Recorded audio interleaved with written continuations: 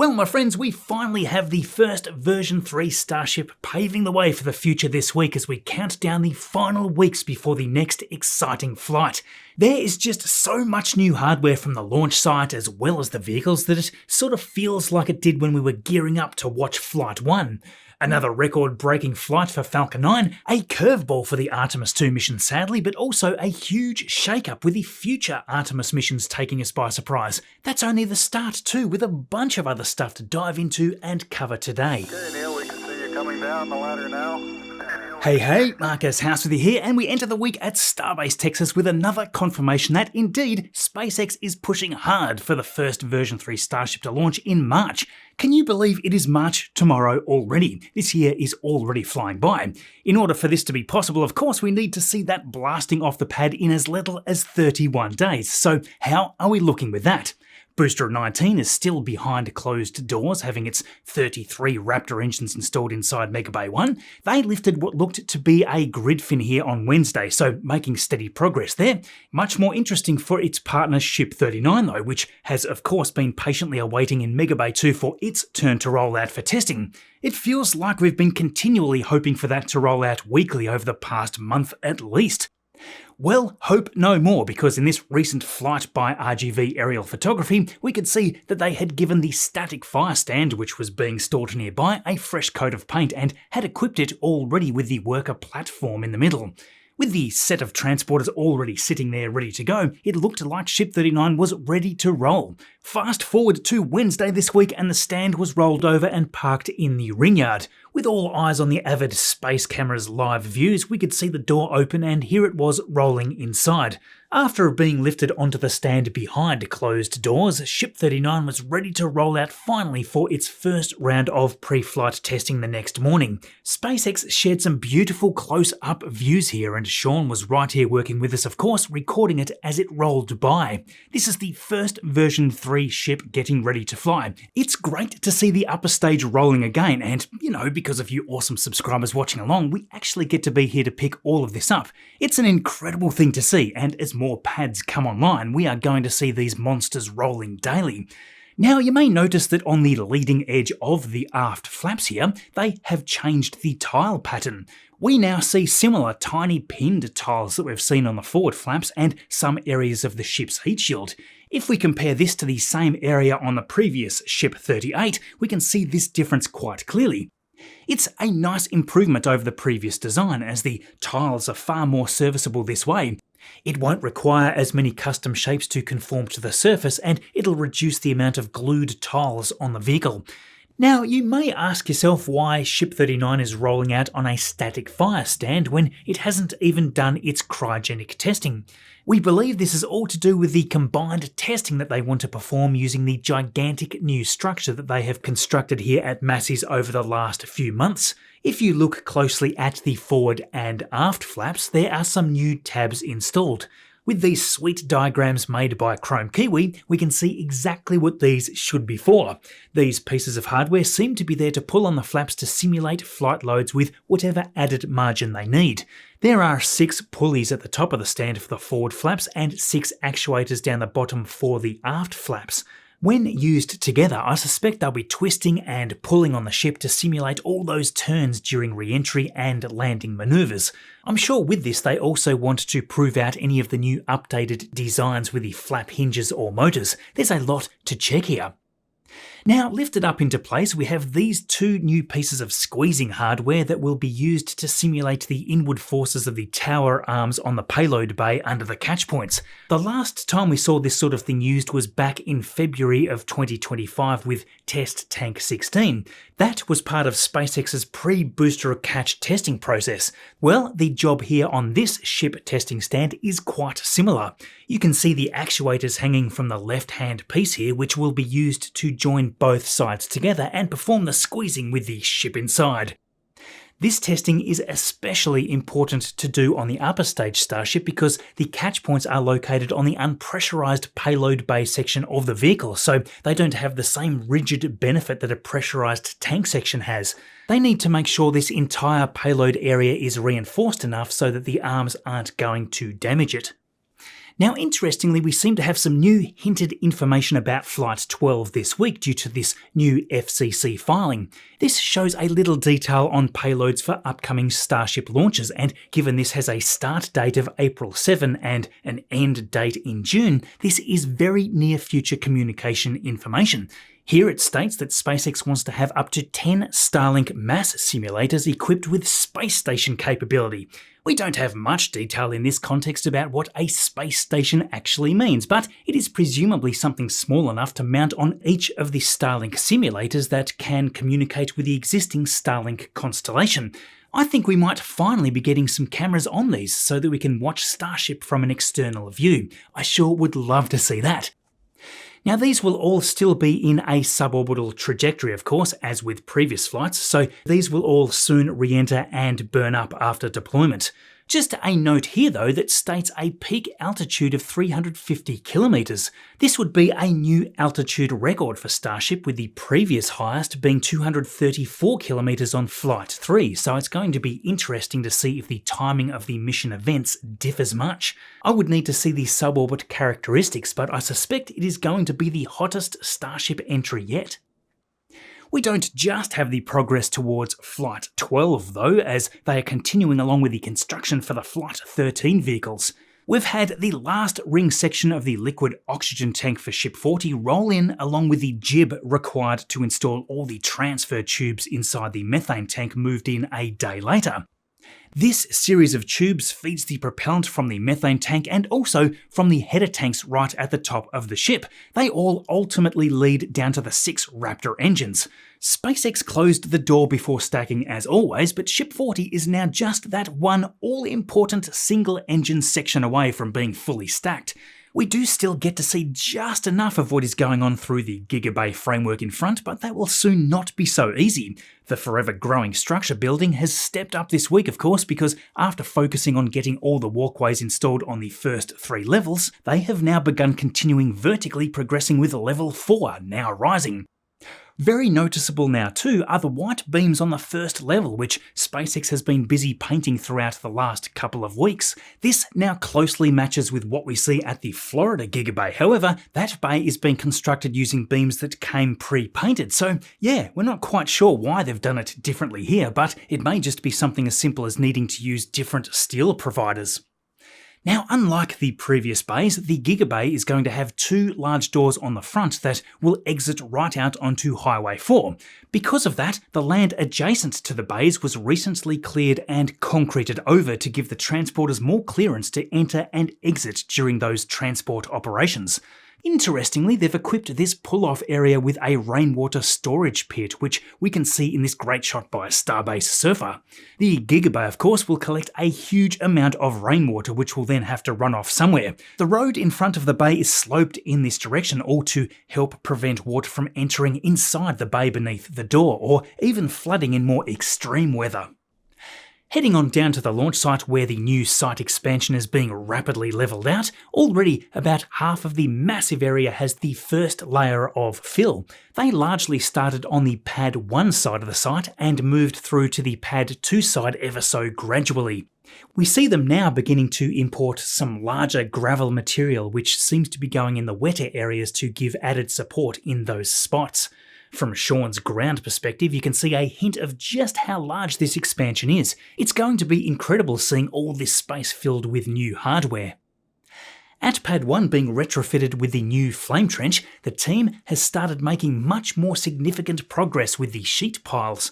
From above, we could see them making their way toward the end of the left wall of the trench here, but a few days later this week, they've been clearly whipping through the sheet piles to make up the first trench exit. With those shoved in, next comes this jet grouting machine. Its main job is to inject and mix cement down into the dirt inside the trench, which will then set and allow them to excavate without the ground collapsing around them. This can be a big problem because as soon as you dig down just a little, it is all below the sea level, so water just seeps through, making it even more of an unstable challenge. At Pad 2, getting ready for the first flight of the version 3 Starship, there is obviously always tons going on. I'll come back to that, but first, a bit closer to home and something that over the past few years has surprised me more than I expected. My information, like many of yours, is being collected, packaged up and sold online. Stuff like addresses, phone numbers, date of birth and even family connections are sold off to anybody willing to pay. That's why I have been using Delete Me. You can in fact fight to protect yourself from this predatory industry. It's a hands-free subscription service that removes your personal information from hundreds of data broker listings and various websites. Once you sign up, the team goes out, finds where your data is listed and starts submitting verified removal requests on your behalf. Most importantly though, they keep monitoring and repeating that process over time. It's a little frightening seeing that first privacy report, I will say. It laid out exactly where my information had been found and what had already been taken down. It's one of those moments where you realise just how exposed you can be without ever having opted into any such thing. Delete Me has been doing this for over 15 years. They handle the removals themselves, and if you need help with something specific, you can talk to a real privacy advisor. They were also recently named the #1 data removal service by Wirecutter, so it has become a real go-to for those with real security-conscious jobs. Think judges, election workers, medical providers, content creators, and journalists, just as a few examples. Removing much of your data scattered around all these sources will help protect you from risks that come from identity theft, scams, and general harassment. So give it a try. You can get 20% off Delete Me consumer plans by going to joindeleteme.com/Marcus and use promo code Marcus at checkout. You can also scan the QR code right there on screen to get started. Thank you Delete Me for sponsoring this video. Okay, so back to the Pad 2 area. The main structure of the roof still being constructed on the ground is ripping along. All the beams look to be in position, so the roofing panels should largely be what remains. These are all sitting here nearby waiting to be welded onto the framework. We have been watching them install these vertical supports on the upper roof beams. The Drawworks hardware at the top of the tower looks to also be finally getting some protection too, with the tabs needed to hook the outer cladding on being installed this week. That cladding, by the way, is all sitting down here at the base of the tower, so this is all going to be quite the facelift. From the top of the tower peering through the beams, we can also see these steel reinforcement plates which are now being welded between all the bolted joints. With that, they are installing large horizontal steel supports in the corners beside the legs. There are more of those sitting below. These are clearly much more substantial reinforcements. After all, the number of Super Heavy and Starship catches that they plan to do here in the years ahead may be staggering. Now flying on over to the east coast for a second, again this week we've had a further 3 Starship Tower modules roll to Space Launch Complex 37. These are modules 5, 7 and 9, which would be these 3 here.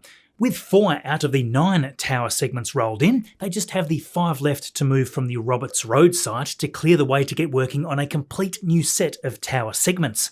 You may have spotted that, along with Module 9, was the end piece of the ship Quick Disconnect 2, which was instead heading to the tower at Pad 39A. There is just so much going on over all of the sites, and although it may seem like ridiculous speed already, be prepared for it to get even quicker. This post by SpaceX on LinkedIn this week indicates that over the next 18 months, the Starship components machining team is going to get much larger. SpaceX is closing the loop between design, machining, assembly, and testing here to move even faster, it seems. They plan to be bringing in 1,000 tons of equipment so that they can process 40 tons per week of material to feed the Starship production line. This will not only be supplying the facilities down at Starbase, Texas, but also the Florida site at Roberts Road and any other sites that they may also acquire down the line. They specifically say that these are precision machined parts that flow propellant to Raptor engines, that control vehicle attitude with gas thrusters in orbit, move the flaps during entry and landing, and much, much more. Indeed, there is a whole list of openings for anybody with these skills in these areas. This is of course the production line finally firing right up now, especially since the thousands of Starship components have been tested out in the flights so far. We have another sweet Falcon 9 record this week, mixed in with a whole string of Starlink missions. Late Saturday night, almost a week ago, Booster 1067 roared off the pad from Space Launch Complex 40 with the Starlink Group 6104 mission. 28 new Starlink satellites were on board this particular mission, and with over 9,700 of them up in orbit right now, we are getting pretty close to breaking that huge 10,000 mark. This booster had just launched for the record 33rd time. SpaceX is of course pushing towards certifying boosters for up to 40 flights each as it currently stands. For whatever reason, Booster 1067 here had a reasonably lengthy time between this flight and the last. It was around 66 days I believe, but we have seen it as low as 32 days for the same booster before, so I don't know if it needed some extra checks or if SpaceX were just wanting to bring some new boosters into the fleet first. The big question, of course, was could this stick the landing again to break its own landing record on the drone ship, a shortfall of gravitas? Well, bam, indeed it did, so the leader continues on. Other than that, between our last video and this one, it has really just been a constant stream of Falcon 9s blasting off almost daily. All of them Starlink, of course, and Group 1725 was last Saturday morning. Group 6104 was the record-breaking one that we've just talked about on the Saturday evening. Group 6110 was away Tuesday night, 1726 on Wednesday morning, and then 6108 on Friday morning, so 5 for just this week. Now back to the Artemis II mission. After publishing last week's video, less positive updates dropped literally hours after that video went live. We had of course just shared all the information at the time indicating that the second wet dress rehearsal had gone smoothly and everything seemed good to go for Artemis II to meet its March launch window. That turned out very quickly to be far from the truth because last Saturday, Jared posted this update taking us all by surprise.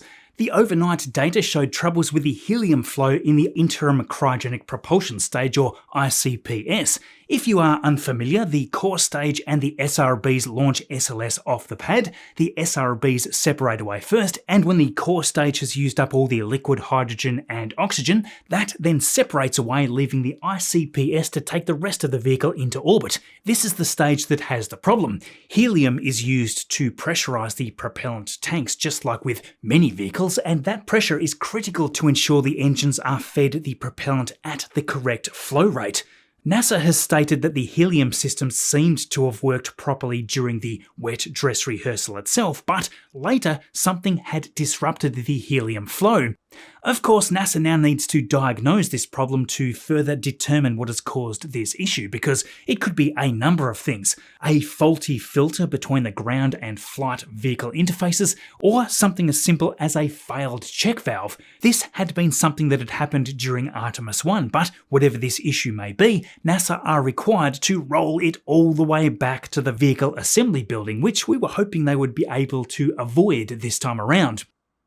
Now this will obviously eat up a bunch of time, which means that the March launch window is out of the question. This now pushes us into the April launch window, so the crew that were going through the quarantine phase in preparation to fly have been released now until they need to return.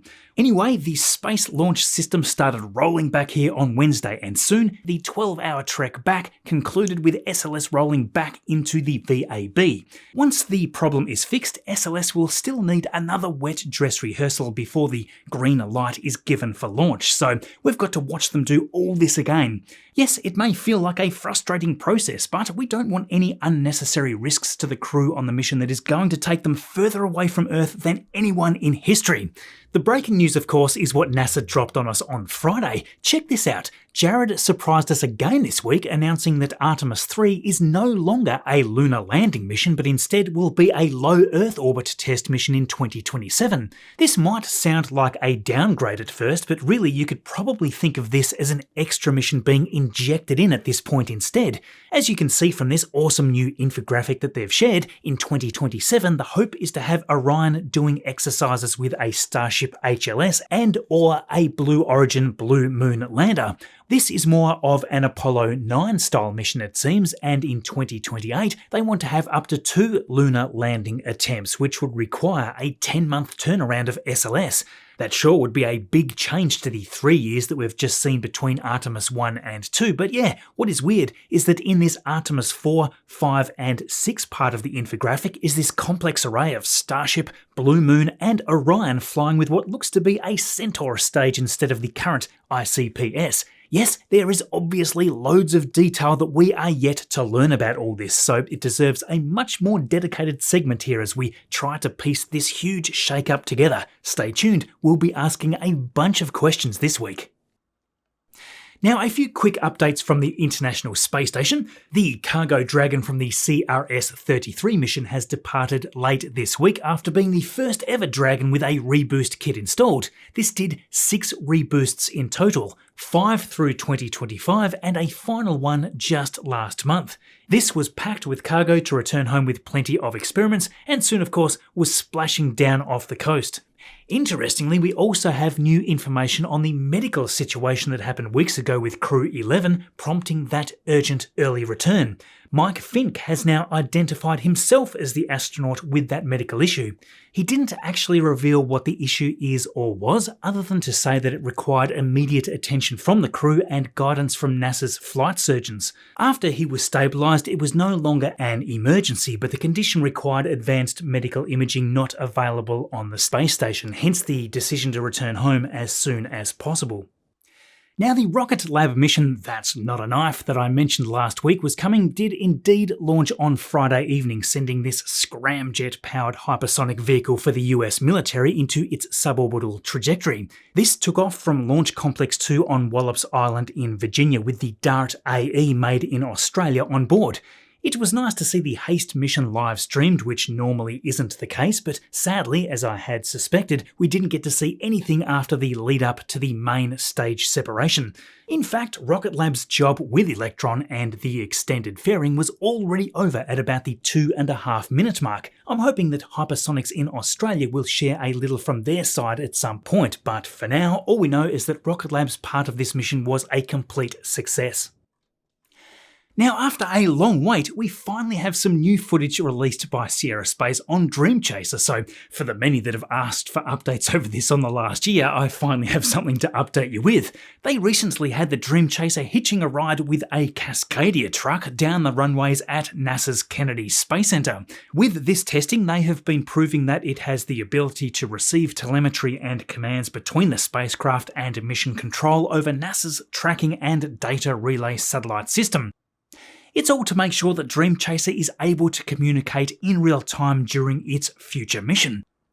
Some really nice footage of all of this was shared on their YouTube channel, and it is certainly nice to see it out and about. It has, however, prompted many to ask the question again about when we may realistically see this fly on a mission. Can you believe it was May of 2024 when we last saw a Dream Chaser update video on their channel here, and at the time they were moving Dream Chaser Tenacity to the high bay inside the Space Systems Processing Facility to go through electromagnetic interference and compatibility testing, among other things. At the time, this was set to fly for later this year. Nope, everything went very quiet until this more recent testing. Even since this tow test, they've been apparently doing some final rounds of acoustic testing, but we are still waiting on the results of that test. Interestingly, they did reply to Andrew here on X the other day, saying that an update is coming soon. When I was last looking into this, Sierra Space did say that Dream Chaser is on track for its first launch in Q4 of this year. That will still be the demonstration mission under the CRS-2 contract and will conclude with a runway landing at Vandenberg Space Force Base. So that is it for the week. I hope you enjoyed this video and thanks for being subscribed so we get to keep doing this every week. If you have a little more time, check out our video here next. Appreciate you, of course, for watching all this way through as always. I'll catch you next weekend.